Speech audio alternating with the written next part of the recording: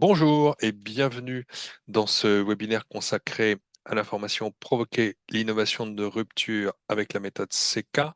Je suis Bernard Buisson, conseiller pédagogique à l'École Polytechnique Executive Education et j'ai le plaisir d'accueillir Benjamin Cabane, qui est enseignant-chercheur à Mines Paris et également chargé de cours donc d'enseignement à l'École Polytechnique. Merci beaucoup, Benjamin.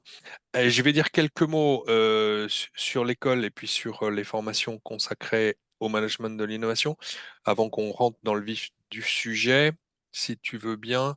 Donc, tous les participants qui s'inscrivent pour suivre un webinaire connaissent l'école polytechnique. Ce qu'on sait peut-être moins, c'est que l'école a 23 laboratoires euh, et plus de 500 enseignants-chercheurs sur des sujets extrêmement variés, mais qui couvrent donc de la recherche fondamentale et également de la recherche plus appliquée. Ce qu'on sait moins aussi, c'est que l'école est un écosystème euh, qui a produit notamment un grand nombre de startups ou accompagné un grand nombre de startups depuis 2010. Le mot d'ordre s'est transformé par la science, donc transformé à la fois les personnes, les organisations et la société. En termes de sujets couverts par l'École Polytechnique Executive Education, quatre thématiques, le numérique avec notamment les questions liées à l'IA, la durabilité, et la transformation des organisations et puis l'innovation thématique dans laquelle s'inscrit la formation dont on va parler ensemble avec Benjamin aujourd'hui. Sur le sujet donc plus spécifique des formations consacrées au management de l'innovation aujourd'hui, deux formations certifiantes. Une première qui s'appelle Piloter l'innovation, qui se déroule en présentiel à Palaiseau. Une autre qui est, elle, en distanciel, qui s'appelle Management de l'innovation technologique. Une formation courte en présentiel qui s'appelle Organiser et piloter le processus d'innovation, et puis celle dont on va parler ensemble, qui s'appelle Provoquer l'innovation de rupture avec la méthode CK. Alors, Benjamin, je vais te passer la parole peut-être avant qu'on rentre dans le détail des caractéristiques du programme, donc des personnes qui sont susceptibles d'être intéressées ou des objectifs de la formation. Est-ce que tu peux dire un mot pour te présenter? Oui, tout à fait. Donc Benjamin Cabane, donc je suis enseignant-chercheur en sciences de gestion à l'École des Mines de Paris, spécialisé sur les questions de management et d'innovation. Et comme tu le disais en introduction aussi, j'enseigne aussi à l'École Polytechnique, que ce soit dans le cycle ingénieur et aussi en formation continue, donc à l'Executive Education. Voilà. Alors, cette formation donc consacrée, on va donc revenir sur la méthode CK et un certain nombre de ses caractéristiques, mais est-ce que tu peux dire un mot des profils? Alors, tu as déjà animé cette formation un certain nombre de fois. Est-ce que tu peux dire un mot sur les profils qu'on trouve dans cette formation, que tu as pu croiser jusqu'à présent dans cette formation? Oui, tout à fait. Donc, de toute façon, c'est une méthode très générale sur les questions d'innovation. Donc, on va dire que ça concerne un peu toutes les personnes qui sont en lien avec les sujets d'innovation de l'entreprise, donc toutes les parties prenantes. Alors, bien sûr, ça peut être des gens rattachés au département de recherche et développement, Mm, mais ça peut être beaucoup plus large que ça. Ça peut être des gens en charge du produit, donc des divisions produits, des business units, de la veille, de la stratégie, aussi du marketing. Donc c'est quand même assez large et donc du coup, c'est pas une méthode qui est liée à un métier particulier, c'est plutôt en fait une approche d'innovation qui peut concerner, tous les métiers, toutes les fonctions qui s'intéressent au sujet de l'innovation. mm. Alors, on va dire un mot sur les objectifs de la formation. Euh, Peut-être à ce stade, ça peut être utile de dire quelques mots pour caractériser la méthode ou pour donner l'esprit de la méthode. par opposition aux autres approches qui peuvent exister en matière de management de l'innovation. Euh, les, comment dire, la méthode CK est pas forcément la plus connue. Il y a des approches, par exemple, comme Océan Bleu ou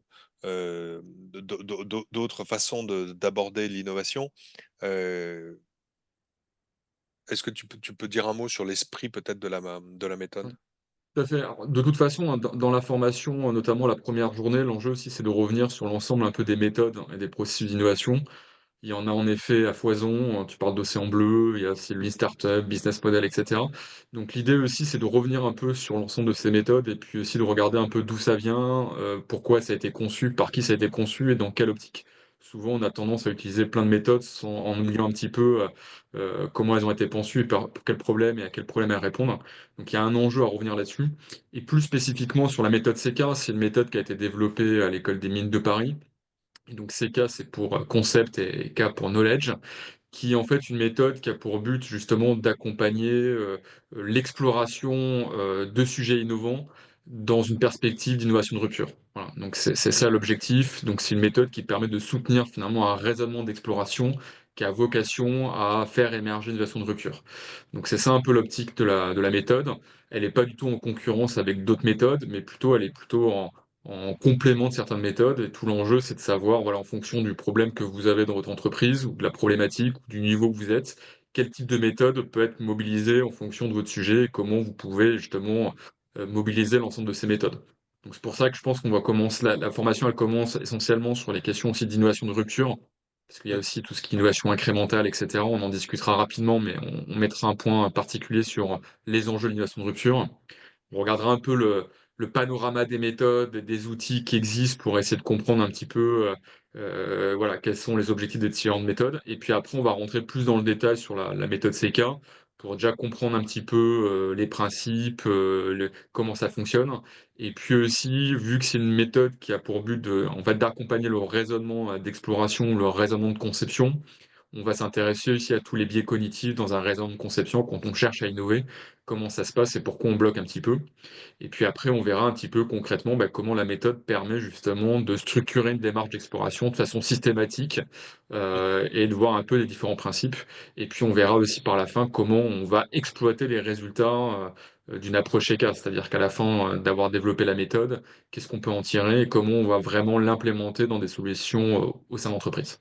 Voilà Mm. un petit peu les différents objectifs de la formation en 2 jours.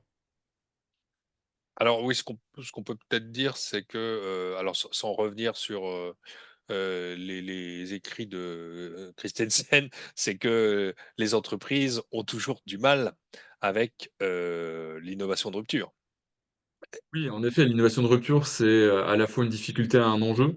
C'est une difficulté parce que quand on est sur un modèle économique établi, avec des produits établis, etc., sortir de ce qu'on connaît, bah, c'est toujours compliqué.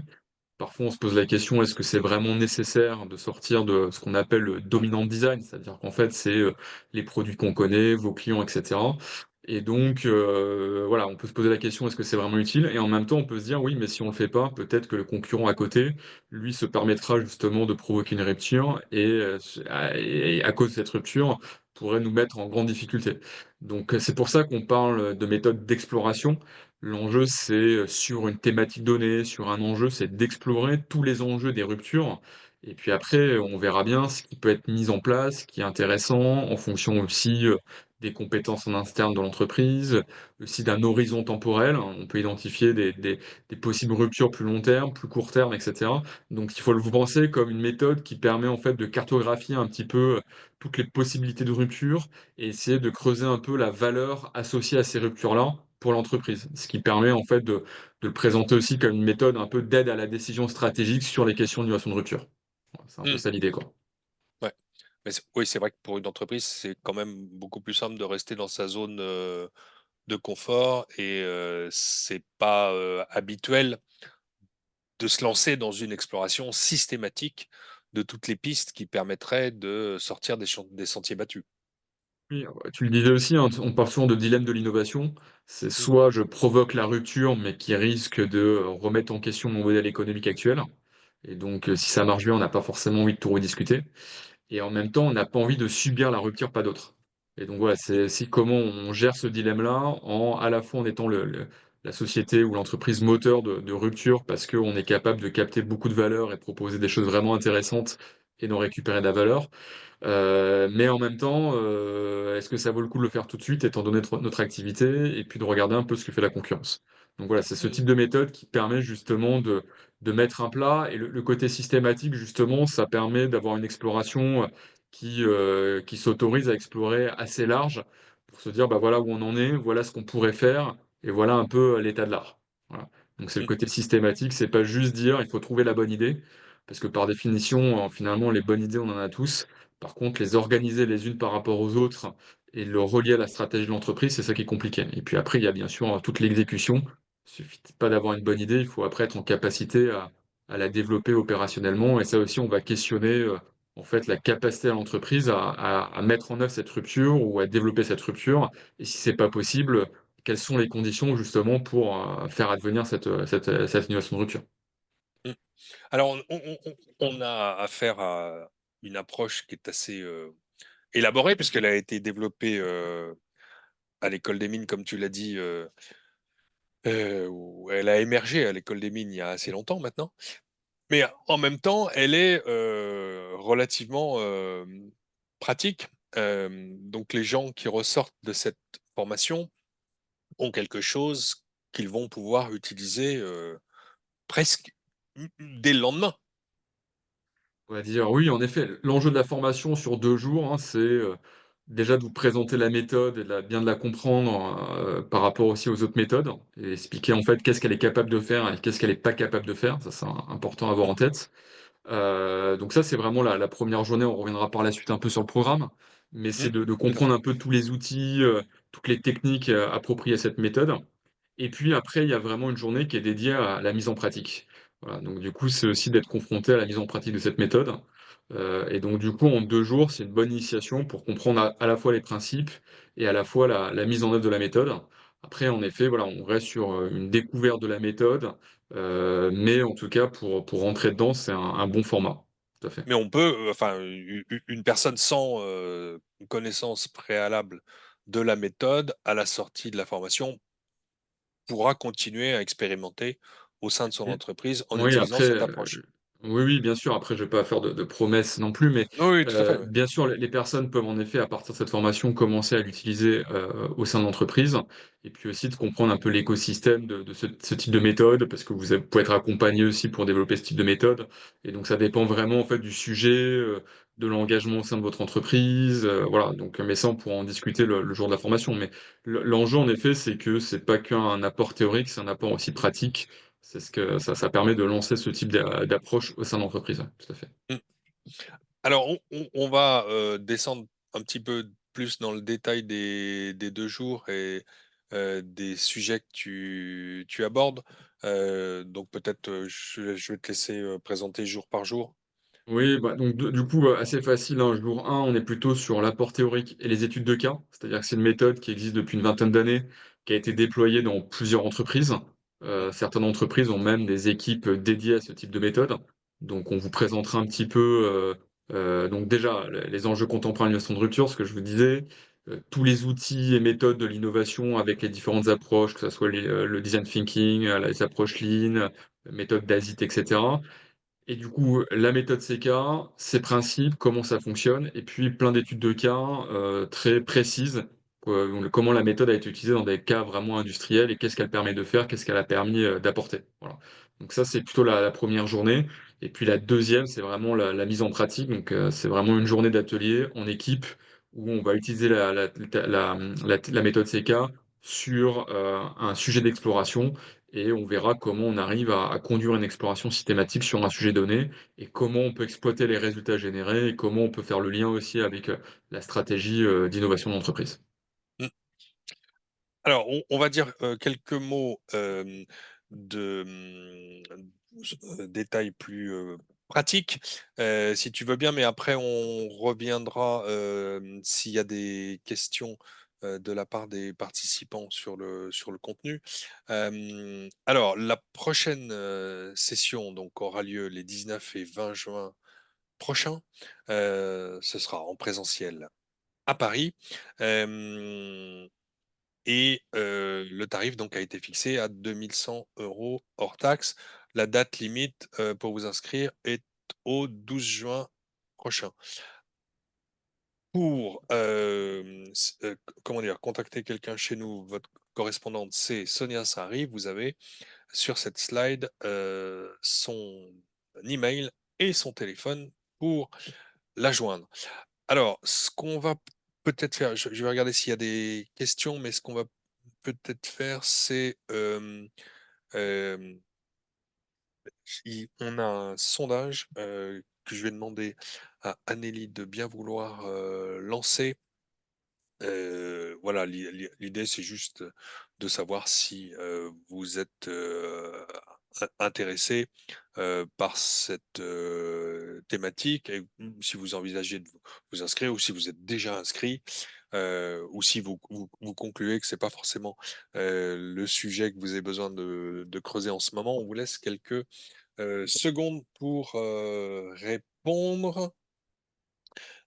Alors, je regarde les questions. Donc, alors, vous avez donc alors, il n'y a pas de questions pour l'instant, mais vous avez bon, un espace dédié aux questions-réponses que vous pouvez utiliser pour poser les questions que vous avez en tête euh, à Benjamin et profiter de sa présence. Euh, donc, Benjamin, je ne sais pas si tu te souviens à quel moment tu as commencé. Enfin, ça doit être la troisième ou la quatrième année que tu fais cette formation. Oui, pour l'exact de l'X, oui, en effet, ça Ouais, doit ouais, être, au moins 3 quatrième année, ouais. Ouais. ouais, ouais. Mais oui, tu fais cette formation par ailleurs. Enfin, c'est un sujet sur lequel tu interviens depuis de nombreuses années. Oui, exactement. De toute façon, moi, j'ai fait ma thèse dans le laboratoire de l'école des mines qui a développé cette méthode.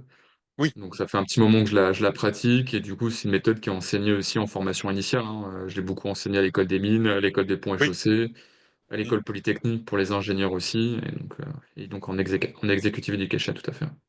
ouais, ok. Donc, je vous invite à nouveau à poser vos questions si vous en avez, si vous avez des questions pour Benjamin, mais si vous n'avez pas de questions, on va s'arrêter un petit peu plus tôt que prévu.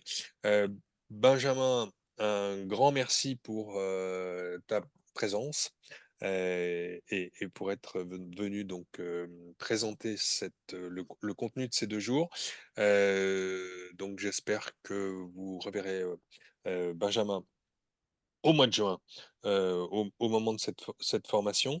Un grand merci aux participants également, et très bonne journée à toutes et à tous. Merci encore, Benjamin. Merci à toi Bernard, merci à tous, au revoir. Merci, au revoir.